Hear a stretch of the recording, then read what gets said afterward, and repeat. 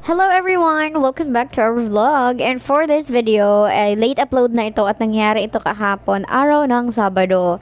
So yesterday guys, ay portfolio day namin ng mga teachers na nagturo sa public school. Hindi ako sure sa mga private kung same lang din ba.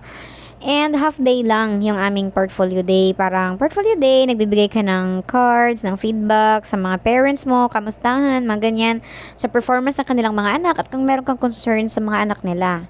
Meron ding portfolio display kung saan sino-showcase yung mga best outputs ng mga bata para makita ng mga parents. Pagkatapos nga ng portfolio day ay dahil half day, meron pa kaming half day, naisipan namin ng asawa ko na magpunta sa Tacloban kasi palagi niyang tinatanong sa akin when daw ako free kasi gusto niya akong makadate. Char, syempre dapat mag-date din no para kahit mag-asawa na, nandun pa rin yung sweetness. Sabi niya, ano ba yung gusto ko? Nako, baka hindi mo mabigay kung sabihin ko. Char, okay, so sabi niya, ano ba yung gusto mo? Sabi ko, gusto kong mag-beauty rest. Kahit wala akong beauty.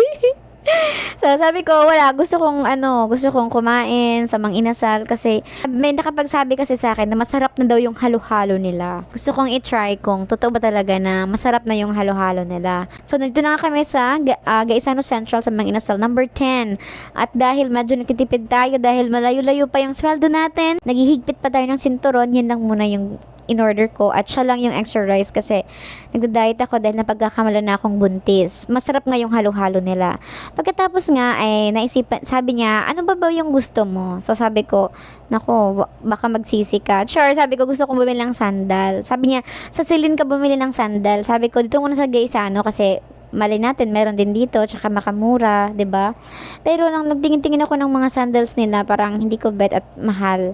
So ngayon naman sabi niya, anong gusto mo pang bilhin? Sabi ko, gusto ko ng sling bag. Kasi nga, yung bag na dala ko, dati si Kusana din yun, na in-order ko sa online, parang nagkakalawang na, kaya gusto ko ng bago, yung sling na hindi na naman kakalawangin.